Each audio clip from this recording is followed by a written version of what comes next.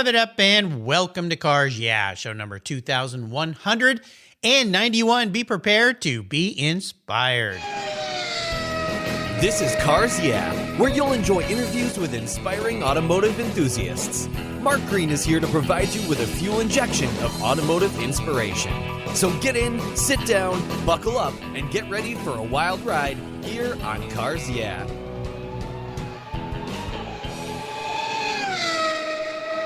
Hello, inspiring automotive enthusiasts, and welcome to Cars Yeah. Today I'm a bit across the country in Peekskill, New York, with a very special guest by the name of Bre Pettis. Bre, welcome to Cars Yeah. Do you have any gear, and are you ready to release the clutch? Yeah, let's punch it. Yeah, we'll have some fun. Lay down some stripes, as they say. But first, I want to ask you a question. I like to ask all my guests this question because it kind of brings out a unique part of people's lives. What's one little thing that maybe people don't know about you, Bre?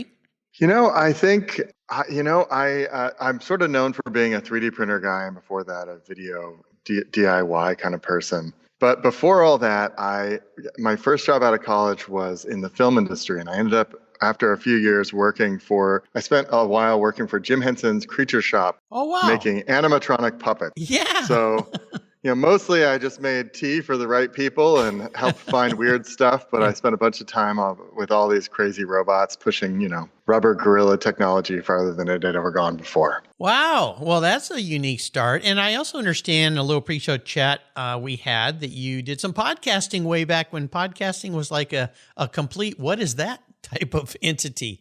Yeah, back in the day, I was a school teacher, and I didn't make enough money to really have a decent car or have a family, so I was looking for side hustles, and I ended up falling into this group of video bloggers back when podcasting had just started. So this is like 2005, 2006, and it was like Adam Curry and Steve Garfield and this crew of folks, and it was this time where there were like about 13 people. This is pre-YouTube, so there were like 13 people trying to figure out how to put video on the internet. And it was I'm an early video blogger back in the day. Well, isn't it amazing how far things have come? I mean, it blows me away every day of what people are doing. And I've always talked about this. I pretty much stopped watching all television because you just go to YouTube and you can see so many cool things and creative content and products and ideas and world travel. I mean, it's opened up the world of creativity for people. And I always say, I have so many guests in the show, and we may touch on this. Where have all the workers gone? Well, they're creating their own content.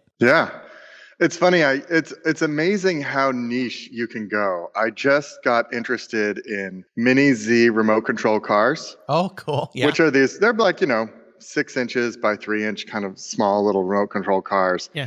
But there is a whole world, a whole world of just this very niche type of remote control car, and I've just been like watching all these videos like crazy. Yeah, it's fun. It's really cool world. Well, let me give you a proper introduction. Great. Bre Pettis is the CEO of Bantam Tools, where they build desktop CNC machines with professional reliability and precision, supporting the world's changers and skill builders. Sounds like who we're talking to today, a changer and a skill builder. Bantam tool machines are easy to set up, are ready to use right out of the box, and are safe and easy for the user to create all sorts of unique things. Bre had a long history in making things and inspiring others to make things as well. He was the co-founder and CEO of MakerBot, a global leader in 3D printing technology. He started the popular Weekend Projects video podcast for Make Magazine, teaching millions of viewers how to create things from pinhole cameras to bicycles to hovercrafts.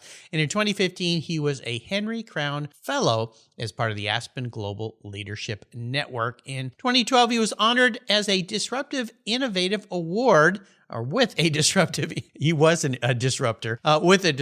Innovative Award for the Tribeca Film Festival. And he's a highly sought after speaker who's been all over the cover of many, many magazines. We'll be back in just a moment to learn more about Bre, but first a word from our sponsors. So give them a little listen and we'll be right back. Awesome.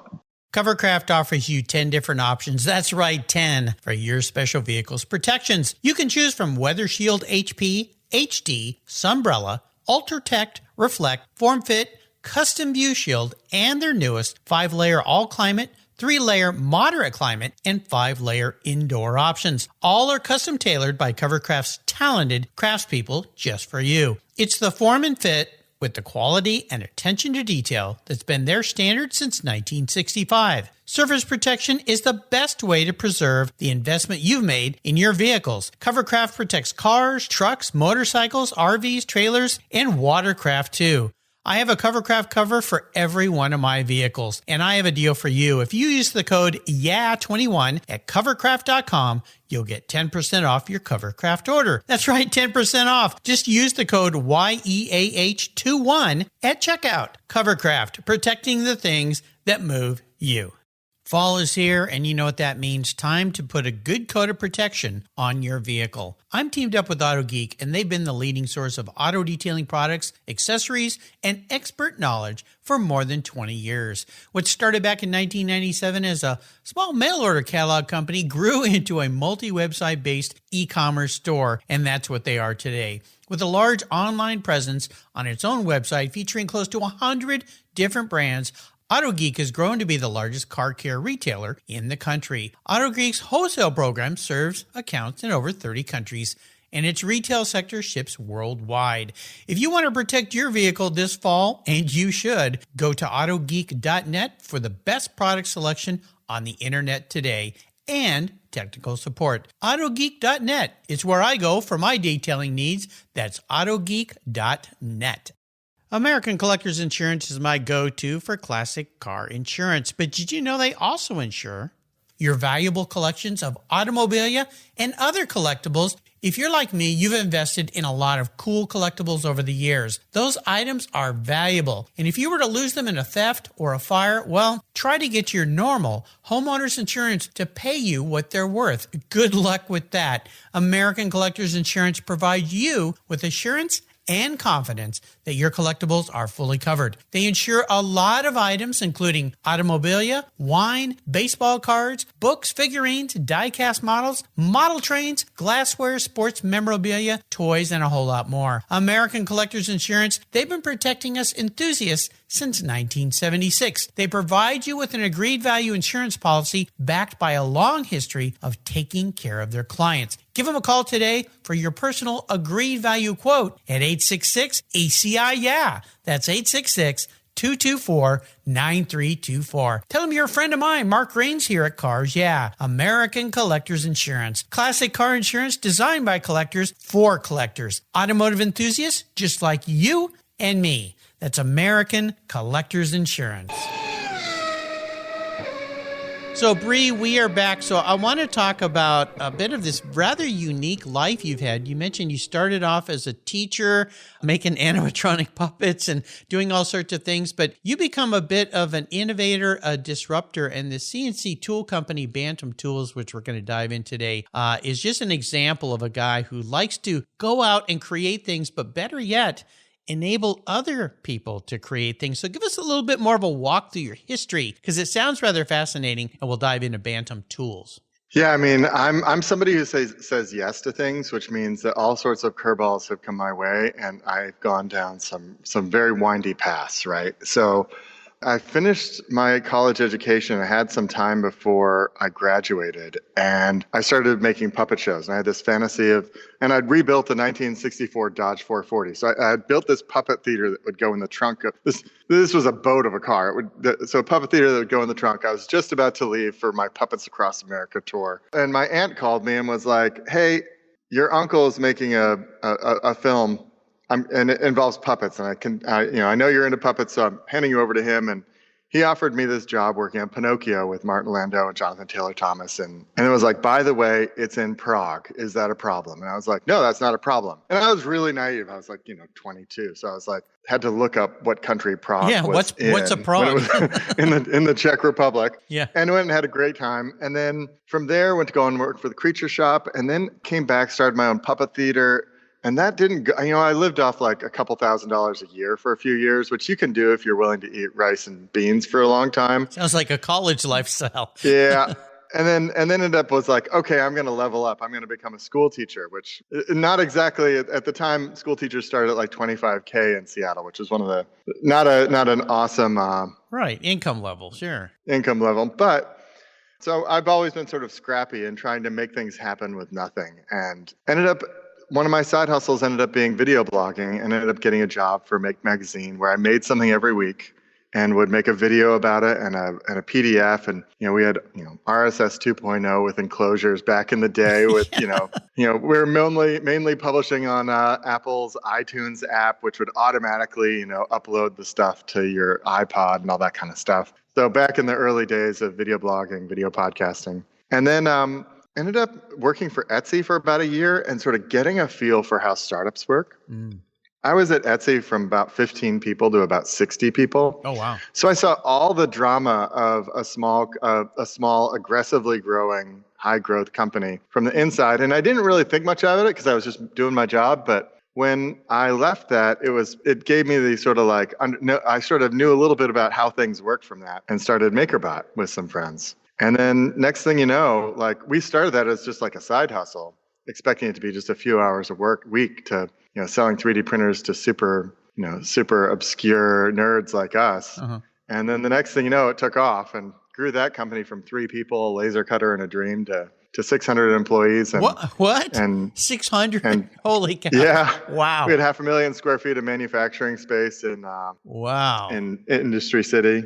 Man, you learned a lot. That is quite a ride. Yeah, never a dull moment there. Had the full ride from how to figure out how to grow a company to in the end, I sold my company to a big public company and had to go through the whole hassle of SEC lawsuits and public company kind of stuff. So had the full startup ride. Wow. Amazing, amazing career, but I'm not surprised given the little bit I've learned about you today, and a guy who likes to make things happen and create. And that carries us forward to why we're together today, because of Bantam Tools. And I want to start you talking about Bantam Tools, with the name, because I like the little backstory on the name. So Bantam Tools, we make these, I love empowering people. I love giving people superhero level powers, and then just seeing what happens, right? That's the most exciting thing. You get that when you're a teacher, because you get to unlock creative potential in your students. Right. And then, you get that when you make tools for people, because they're going to use them to do things you can't imagine. So Bantam Tools, we take something that's really, usually CNC machines are 16,000 pounds. They're giant, they're hard to use, and they cost hundreds of thousands of dollars. Right. So our machine is really small. Our new machine weighs 42 pounds, costs $4,000, and is easy to use. So that's our jam. And so with Bantam Tools, it's named after the Bantam rooster. And for folks who grew up on farms or who have experience with chickens, Bantam roosters are little tiny chickens that are about half the size of a regular chicken. But they have 5 times as much energy. So they pack a punch. So sometimes you'll see the big roosters come over and try and bully the small bantam rooster, and the bantam rooster will just pop, pop, pop, pop, pop, pop, pop, pop, pop, and the big rooster's whoa, I'm backing off now. Yeah, what's with you, dude? Well, this is a fun story, and so let's talk a little bit more about this machine, because several years ago, the whole CNC thing exploded and everybody was talking about them, and you'd see things online, videos, you go, oh wow, that's cool, I can make this, I can make that. And then it kind of seemed, at least for me, to kind of quiet down a little bit. Now I'm more familiar with the CNC machines from people making wheels and big car parts, the big giant machines you're talking about that are very complex. And I have friends who run fabrication shops who bought their first CNC machines and just thought they were magic because they didn't have to get out and weld and cut, do all this stuff anymore. But they've become a huge integral part of a lot of manufacturing. When you think about your machine, though, being small, desktop, easier to use, who's using your tools, your machine, to create things? And what kind of things are they creating? So we basically have two types of users. And the first ones are the world changers. And they're mostly impatient engineers. They usually work at a company that makes stuff, and they're tired of waiting for other people to make parts for them. So they order a machine, and instead of having to wait 6 weeks for their part, they make it in one day. And then they can see the flaws, they can iterate, they can make it again, and they build better products. And, it's all the world changers. So we're Tesla, SpaceX, Northrop Grumman, all these kind of companies use our machines to prototype their parts. Now, our machine is good at making something really quickly in one day, but when you want to go into production, you usually you want to get one of the bigger machines because they're just optimized to just crank stuff out and do production. So we fit into the sort of like building product space in the prototyping spot. The other customer is great because it's the skill builders. And that might be, right now in our country, there's 800,000 manufacturing jobs that nobody will apply for. Yeah. And they're good paying jobs. They're interesting jobs for people who love to solve problems, right? Mm-hmm. So, we sell a lot to schools, and it's a mix of trade schools and Ivy League colleges, basically. And they do the same thing with them. They teach the next generation how to have an idea and manifest it in metal. And it might be a professor, but it can also be in like a machine shop will sometimes get our machine to train up the next group of machinists so that they get started on our machine, which is $4,000. When one of the big machines crashes and breaks, it usually costs like $10,000, $15,000 to fix it. So just having an affordable machine there to let the newbies get used to using a CNC is one of the applications too. So yeah, we have great customers. That's the other nice thing is like people call us, we love to solve problems, and we get to help them, take it to the next level. Isn't this a fun round story to your life? The kind of the circle of life type concept here. You obviously started out as a guy who liked to help, and teachers, such a noble profession, who want to help people explore their own boundaries and go beyond them. And here you are doing it again in a very cool, unique way. And I want to touch on something else here. You mentioned all these jobs that are available that we can't fill. I support Tech Force and RPM Foundation. They're my charities of choice here on Cars Yeah, because they help young people and older people or people wanting to change their careers find paths to do this kind of work. What's your opinion on how can we get people, and specifically young people, excited that these are viable, fun, active careers rather than, you go to a 4-year school and you get a piece of paper and some kind of thing and you go, I guess that's what I was supposed to do, but this is not much fun. How can we explore this? This is a subject close to my heart. Kind of thought it might be. It might be the most important question of our generation, and it might actually like really be the thing that turns America around right now. We're facing a lot of existential and realistic challenges, right? So in general, when people think about manufacturing, they think about like hard labor. They think about like people hammering and people. Yeah, the dirty jobs of micro, But, I had one, it was interesting. I had 1 week where I was at the Ferrari factory at the beginning of the week and in Italy and the Tesla factory in California at the end of the week. Boy, those are two very different extremes. You couldn't have two different ways of making things, right? So at the Ferrari factory, everybody's carrying around, like in a lab coat, carrying around a Makita handle assembling 7,000 cars a year. And at Tesla, it's all robotics engineers scratching their head about why the robots aren't doing exactly what they want them to do. And I think the sort of the future of manufacturing, I think in many ways, I'm going to put it back on you, Mark, that it might be your most important job because we have to tell the stories of people who make things in manufacturing and wind people up and get them excited. And the only way they're going to know about the opportunities is if people tell stories about the industry.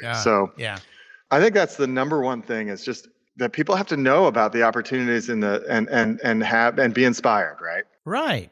You touched on something, it's close to my heart as well, and I'm really happy that you said it that way, because when I started this whole thing, I came from a whole different type of running a business and developing and manufacturing products and so forth to trying to inspire people. And one of the main reasons I did this was a friend of mine back in the day would come over Thursday nights when I would have what's called Boys Night Out in a company I used to be a part of. And I would have them bring their cars in and we were testing products and let people touch things, car care products, tools, and work on stuff. And I kind of sit back and look at what they were doing and learn. And one of my, who became a great friend, buddies was Bill. He was a neurosurgeon. Pediatric neurosurgeon. Guy's a genius. Saves people's lives. Works on babies' brains. I mean, just incredible. And he said to me one night, he said, God, I wish I could do what you do for a living. And I looked at him and I went, what? You're like, how important you are. And he goes, I'm just kind of a mechanic. I'm a skull cracker. They go in, they open up someone's head or their neck or their back, and I fix it. They button it up and they go on with their lives. And hopefully I've helped improve them. And I've never forgotten that. I've told this story over and over again for decades. And when I started this, I thought, how can I inspire other people who wish they were having fun like Bre and I are, partially in the automotive world. I'm deep in the automotive world, but you are too. And show them that there's all these opportunities versus all my friends who were very successful in their careers, but didn't like them. They were living for the weekend or for retirement or for when they could go play with their cars, but they had these careers as architects and lawyers and, well, I won't say an architect because that's a little different. My dad was one, but lawyers and financial guys, but they made great money, but they just didn't like what they were doing. So I appreciate you saying that. It's showing, and hopefully there's some ears out there right now listening to the show going, wait a minute, you mean I can do that for a living and I can make a decent living? I can make things, create things that go to other things? Wow. So yeah, that's part of our job, right? Yeah, I have a friend who's at Boeing, and he has access to all the retirement data there. And basically, it's really important in your 50s to change, if you're not super happy with your career, to change your career. Because if you stay in an unhappy career through to retirement, the data shows that you promptly die thereafter. Yeah. So the thing to do is actually in your 50s, stop whatever it is you're doing, assess your life, go through your midlife crisis, buy a great car, and find something to do that's close to your heart that it will literally keep you alive longer. Isn't that interesting? So wow. It's not just the next generation. We're right next to the the train. So the train's right here. Makes for a nice ambiance. So it's important. I'm also looking for not just the next generation to hire, but I think there's I'm on the lookout for folks in their 50s who are looking to get their hands dirty, right? This is cool. And make stuff. Well, I'm so happy to have you here. I always say what I'm doing here is like Forrest Gump's box of chocolates. I never know what I'm going to get, but I'm always surprised and it always tastes pretty good. So I'm really appreciative you said that. We're going to take a short break. We come back. I'm going to talk a little bit about mentorship and also about challenges and cars, of course. So sit tight and we'll be right back as the train rolls through. You've heard me talk about Linkage Magazine here on Cars Yeah for a couple of years now. Well, they're growing. And in 2023, they're going to grow from 4 issues a year to 6. And there's an opportunity here for you to take advantage of this growth. If you go to linkagemag.com and click on the Renew button, if you already subscribe, you can get a great deal. Use the code RENEW6 for 1 year and you'll get 6 issues for the price of 4, or type in Renew 12 for 2 years, where you also have a great savings. Plus, they'll even throw in a free Linkage hat. How cool is that? The publisher of Linkage is Donald Osborne. He's been a guest multiple times here on Cars Yeah. He's become a good friend of mine, and I'll tell you, Linkage Magazine is one of those newer magazines that you're going to want to get. It's all about experiences, opinions, and values. It's a wonderful publication, something I look forward to getting. And now that I'm going to be getting 6 a year, even more special. So go to linkagemag.com. Again, use the code RENEW6 or RENEW12 to get that special deal. Do it before December 31st, 2022, so that in 2023, you'll get 6 issues of Linkage Magazine instead of 4. We all count on skilled auto technicians to ensure that our families and ourselves are safe on the road, that an airplane will get me safely to my destination, that trucks are moving the stock to shelves of essential parts and things that we need. That's why TechForce Foundation's slogan is so appropriate. When techs rock, America rolls. I love that. TechForce is a charity of Cars Yeah, and like all charities, they need our support. If you love cars and can relate to the young person's desire to turn their passion into a career, go to techforce.org today and donate or become a volunteer. That's techforce.org. Okay, so let's talk about mentorship, inspirations, influencers. You're one of those. For a lot of people, no doubt you have been. Has there been somebody in your life that really helped you along your way?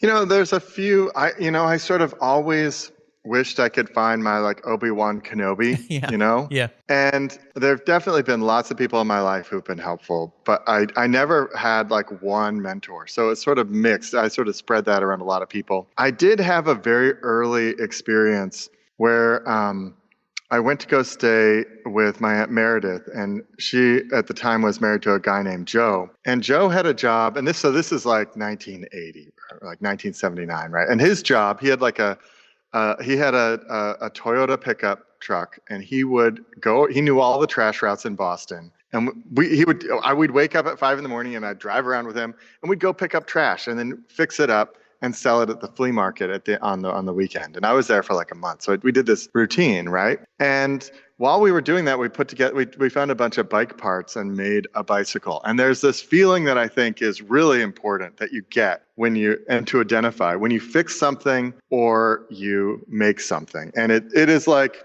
it's not like physical actual drugs. It's like the happy drugs that happen from achievement and satisfaction, right? Like it's like a real feeling of pride and power, because that bike wasn't just a bicycle to me. It was like I could fix it, which is a whole nother and when I was 8 or 9, like that's like I had like a monkey wrench and some like an adjustable wrench and some screwdrivers, and I was like, I can handle this bike. If it breaks, I'll fix it. What a cool story. Yeah. And then in terms of being a mentor for other folks, I've done some of that. I'm in my network. I think I was one of the first folks to have some success as an entrepreneur. And so when the folks I know in my network like go through challenges, I'm on the like camp counselor side of that. And then I think another thing that I did that was super powerful was I worked with a group called Defy Ventures that does entrepreneurial mentorship in the prison system. And so I've spent some time in the prison system mentoring guys who've had bad days, to put it like, who've had their worst days and that was really awesome because, in our prison system, there's so much shame that's put on to folks for something that they did. That's often something that's a lot of these folks grew up without parental figures, lots of situational stuff that's like, even the best folks would have ended up poorly in these situations. And they're going to get out soon. And our society just wants to pretend they don't exist. So we would mentor them, and part of it was just get it going through the speech of being like, "Hi, my name is Joe. I love trucks. I got in trouble. I've paid my dues, and all I want to do is either work on trucks, drive trucks, fix trucks, whatever it is. I want to do stuff with trucks so I can support my family." Right? So being able to own their experience and mentor them to be able to then go out and be and get what they want was super powerful. And also just like, it's such a problem in it's a sort of an unknown, it's not the biggest, our prison system is not the biggest problem that is visible to people because they're literally locked away. Yeah. But it's probably one of the bigger challenges of our society is how to reintroduce people after that and keep people from going in. Man, that must have been very rewarding. I can only imagine. Well, let's talk about a challenge that you faced. Now, building that prior business to such size must have been fraught with challenges, but is there one in particular you can share that taught you an incredibly valuable lesson? I mean, it's interesting. The biggest challenges I think are actually happening right now. So I had every challenge with MakerBot and I think a lot of them were primarily just finding the right people to work with and hiring talented people and letting them do their work. Yep. The challenges of today are pretty intimidating. We've got a couple things going on. Like starting in the 80s, we started shipping manufacturing overseas. And we're now, we've been in a trade war with China for now like years, where when because of that, like Bantam Tools machines are almost entirely made in the States. The electronics, the aluminum parts, the bent steel parts, all that stuff. There's a few things that we buy from Asia, and one of them's motors because they're just not made anywhere else. And when we buy them, we have to pay a 25% tax that goes to the U.S. government to make that happen. And it's getting harder. Like we had motors on a ship and we saw it sitting outside of Rhode Island on a boat. Like we could track where the box was. Oh gosh. Yeah. And it was just sitting there for like 3 months. And these kind of holdups are still happening. And with what's happening, with what could happen in Taiwan, where Taiwan makes all the silicon chips in the world for the like almost all of them, like it is frightening, 99.9%. And between what's happening in the Ukraine and what I'm worried about happening in Taiwan, the likelihood of sort of pressure going up means that like we're gonna have to like I'm gonna either need to start making motors, or if I can't get them made by a supplier, or I'm gonna have to find a supplier who's local. So I think the sort of existential challenges of sort of a post-globalist world with all the tensions going on are probably like the biggest. That's my biggest challenge right now, is getting stuff, even just bent steel parts that are here. Like there's just when everybody shifted when the toilet paper problem that everybody had at the beginning of the pandemic, where everybody, people used to just buy toilet paper when they needed it, but then all of a sudden they were like, well, I might not be able to get it. I better buy a year's worth of it. And then the next person was like, there's no toilet paper left in the store. That same problem is happening with bent steel, with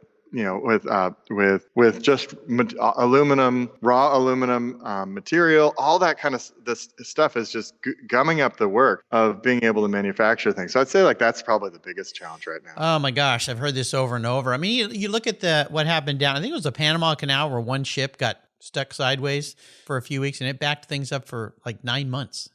Yeah. You really start to, people don't think about this, but where all these things come from and how quickly, I mean, you shut down a world economy like they did during the pandemic for a period of time, and the backlog it created and the challenges we're going to see for years from that. People just don't realize. I mean, just go to the grocery store and go, how come I can't find blueberries anymore? Well, something happened in Guatemala and there was a flood and they can't be grown right now, and they can't grow them here because, I mean, it's we could talk on that issue for days and never solve the problem, but it's a realization that people have to wake up to, and things have to change. I faced it in the business I was in, trying to make something as simple as a random orbital here in the U.S. Could not do it, and was stuck having to buy it in China, and it created all sorts of challenges. So yeah, nicely said. If only we could snap our fingers and make things better.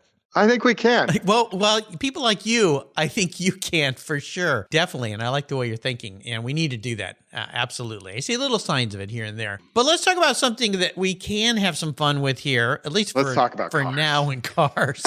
And I know you've had a very eclectic background with your cars. You have some very unique cars, but I want you to talk about one of your very special vehicles and a story about that ride. So I've had a lot of cars. And part of that was that I just couldn't afford to have a nice car. So I would buy $500 cars until it was going to cost more than $500 to fix them. Okay. And then I'd get a new $500 car, right? Now, I got to ask you this. Is that the formula? Because I tend to buy cars. I've always bought cars new and kept them a long time. We have an 18-year-old BMW X5. This is my wife's car. Still looks brand new, but it's been an awesome car. And a 17-year-old BMW M3. I just sold a 35-year-old car that I'd had for 13 years. But I've always, what is that formula of when you got to let it go? Is yours when it costs as much as it cost you to buy it? I mean, this was my like car buying strategy from like 1995 to like 2010, right? Which was when I was a puppeteer and a school teacher. And so I just couldn't afford to, if I could have bought a new car, great. I mean, I think at the end of that time, I bought what I thought would be a reliable car. And I bought a $5,000 car, and it was a 1963 Volvo 544. And had it had an upgraded engine from the 1.6 to the 1.8 liter, and it had dual Weber carbs. It had all the IPD accessories, so it had sway bars on it and the whole 9 yards. And it was so fun. And I thought like, okay, I'm upgrading from a $500 car to like a $5,000 car. And I didn't really, maybe I should have bought, my next car after that was like a $5,000 Honda, just a Honda Accord. And that was actually like a legitimate, reliable, standard car that never broke. But the Volvo was probably one of the more fun cars I've ever owned, just because it was dual Weber carbs. That thing is just gargling gasoline. Well, fun. Well, it's a great thing about cars, and you've had a lot of unique ones. Well, I'm going to have a little fun with you today. I'm going to be your car psychologist. If I crawled into your skull here, if you were reincarnated, pun intended, manifest as a vehicle, what would you be and why? This one always stumps everybody. Yeah, this is a good one. So I think there's a couple aspects of my personality so I think I've got like a multiple personality cars. Okay. And so part of me wants the car that doesn't exist yet, right? So like I want the Cybertruck. I don't know if I need the Cybertruck, but I want, I had a DeLorean. I love that folded paper origami style design. So now there's another unique one, a DeLorean. Wow. yeah. So I think I'd put the Cybertruck on there, and even though it doesn't really properly exist yet. And then I really like cars that you can work on. So like I might put some car from the 60s with a V8 in there. So I don't know, Pontiac GTO or a Mustang or something something relatively standard where there's enough room in the engine bay, you can basically climb in with the engine.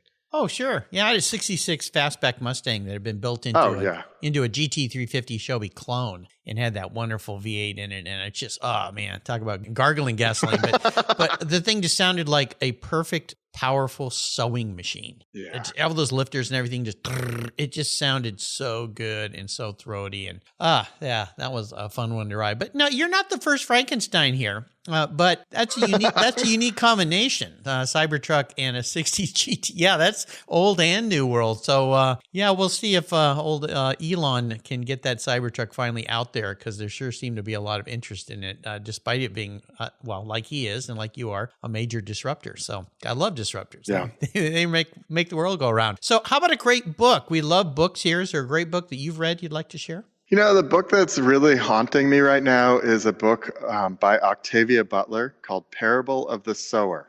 Oh. She wrote it in the early 90s, and it looks to a future where, and it's definitely, like, I read it during the pandemic, and I was like, oh man, like, she sort of called some things here. And it's an intense book. I wouldn't recommend it for the faint of heart, but Octavia Butler, Parable of the Sower is some good stuff, like modern, like science fiction in 1990s that we're sort of living through right now. Yeah. Well, cool. No one's ever recommended that book. So pretty impressive, considering I've got a place on my website called Guest Recommended Books where there's over 2,500 books listed there. Awesome. So I will add that. Yeah, we love books here. Now, how about if I enable you to go on the ultimate drive? I'm going to buy you any car in the world, even a car that maybe doesn't exist. So if you want that Cybertruck, I'll park it in your driveway. You can take it on a road trip, and you can take anyone you would love to take on this trip, including somebody from the past that's no longer with us, which opens up a wide variety of opportunities. So what does the ultimate drive look like for you? There are these, there's Dakar races, and then there's the Peking to Paris race. Oh, yeah. Yeah. And I'd probably want to go on some sort of grand tour kind of a thing, where ideally I would go with a bunch of friends, and ideally we would have enough, we'd bring enough tools to keep all the cars going, right? Yeah. And we would do some sort of, I would, now that I'm saying that I want this, I actually need to organize this. So I'm not very good at fantasizing without making plans. Okay. But I think some sort of adventure that isn't necessarily about how fast we get there, but that we overcome obstacles and have a lot of fun would be the way to do it. Sounds cool. That's another unique answer to that question. Yeah. Because you've included a whole bunch of friends and something kind of wild and fun. The Peking to Paris, I've had several guests on the show who've actually run that in old classic cars, even cars from the teens and 20s, which makes it incredible to do. Yeah, I think that'd be pretty cool. Is there a type of vehicle you kind of, would it be an old car of some kind, or? So I think if I had to pick my car to go on a crazy adventure on, I'd pick something that was I like this sort of Gambler 500 aesthetic of taking anything, any piece of garbage and putting big tires on it and going across challenging obstacles. I'd probably take my 928 and I'd put bigger tires on it. I'd put a different suspension system on it. I'd put I'd cover the thing in lights and throw a roof rack on it and cause some trouble. There's some guys that have been, in fact, I've got a friend who's having one built right now, and I've had a few on my show that take old 911s, Porsche 911s, they build safari cars out of them. Now, you go back to the 959, that car was built for the Dakar race. Yeah. And so Porsches can do that kind of thing. They've got to beef them up and stuff, of course. But a 928, I'm trying to think if I've ever seen a 928 Safari, but that would be cool. You've got all that power of that V8 in there, and comfort, but the car is small and nimble and agile. I like it. I mean, the 4-wheel drive 911s, that would be fun too. Yeah, no kidding. That would be fun. Yeah, I wouldn't turn that down. At the recent, just happened a couple weeks ago, Luftgekühlt, that took place this year in California that Patrick Long and his buddy do. Some of the cars on display there were Porsche Safari builds that are pretty. I mean, things are like $250,000 plus type builds that are pretty cool. So, but you can have some fun. You could do something like this in your garage and build one yourself, right? I mean, I think that's the beauty of the 928 that I would build would be like my 928 was not expensive. 928s are still the weird Porsches that are they're probably like they're just, it was not expensive and it still has phone dial wheels and I bought one that didn't have a ton of miles on it, but it was like a good 10-footer and so I would be like if I had a proper like 250K Safari Porsche, I would not be out there, beating it up, beating the crap out of it. Yeah. But I think if I were to put a bunch of light bars on the 928, I could have, it wouldn't be 4-wheel drive, but I think it could be a fun absurd car. I think so. It sounds like fun. Well, you've taken us on a really fun trip today, a journey, if you will, Bre, and this has been a delight. I'm so glad that we connected. I want to do a shout out thank you to your buddy Jennifer Howard, a PR company that connected us. I'm so glad that she enabled us to talk today because, like I said, many times I don't quite know. When I look at some of these companies, I go, would they be a good fit for cars? Yeah. And then I always say, are they a car guy or a car gal? Oh, yeah, definitely is. So this has been fun. I wonder if you could leave us with a word of inspiration, a success quote, or a mantra of some kind. I think the thing that I try and not do is give advice. So I think in general, the most exciting things happen is when people decide, feel it in their heart and do what comes from them, and they don't take advice, and they either, and it might just be that, I think it's most exciting when people just plant seeds of something they love and then give it a little water every day, right? So I don't know what that is, but I think that to me is the most exciting thing. Yeah. Well, I kind of goes with your whole vibe. I probably should have said it earlier too, because it's the two go hand in hand, and it's sort of obvious. But we have a bunch of users of Bantam Tools machines who are making car parts. So we have a user who has a Miata, and Miata users are just they are their own version of insanity. There's so many ways to customize them. Oh yeah. And so we've got a user who's doing that. We've got I've got a whole list of things to fix on the 928, just to little bits and bobs. And so I think there's something there. We're going to SEMA we're going to have a booth at SEMA, which is the big car show. Oh yeah, I've been over Vegas. 30 times to SEMA. Oh goodness gracious. I've walked many halls there and worn out many pairs of socks and shoes. I've been there a bunch, and every time I'm there, I try and go to the Pinball Museum Hall of Fame because they have the best pinball place ever. It's so great. And but I'm excited. I've never been to SEMA, so I'm looking forward to going there. Well, I feel like I'm going to be a kid in a candy store. It'll blow you away. It's gotten massive, huge. Many of my guests are SEMA attendees. Many even had past SEMA directors on the show here. Oh, cool. So you're going to have some fun. It's a candy store of all sorts of unique things. Not only the businesses, but the unique builds that they bring in and they show off. You got to, obviously, are you going to be displaying there? So you'll have a booth and everything? Yeah, we'll have a booth. People are going to come up to us and be like, "Can you make this now?" Yeah, I'm really curious what the nerds there are going to make. You'll have fun and stay all week, and you can see the SEMA Battle of the Builders and see the winning cars at the end of the week. It's a blast. So you're going to have a lot of fun. How can people learn more about Bantam Tools? Probably the easiest way is just go to bantamtools.com. We're also on all the socials, so at Bantam Tools on Twitter and Instagram and all those places. And then for your podcast listeners, we've got a podcast we've got 2 seasons of the podcast where we talk to innovators. They might get a kick out. Your listeners might get a kick out of that. And that can be found on your website? Yep. Okay, cool. Awesome. Well, Bre, thanks for being so generous today with your time and your expertise and for sharing quite innovative, wonderful life you've created for yourself. Until you and I talk again, I'll see you. Now, I typically see you down the road, but I'll see you at the SEMA show. Great. I'll see you there. Excellent. That'll be fun. Thanks for having me on the show. Good stuff. You're welcome. Thank you so much for joining us on today's ride here at Cars Yeah. Drive on over to carsyeah.com to find show notes and inspiring automotive fun. Download your free copy of Filler Up, a fun book filled with gorgeous photographs of fuel filler fun, including quotes from more inspiring automotive enthusiasts. Download your copy today, and we'll see you next time on Cars Yeah!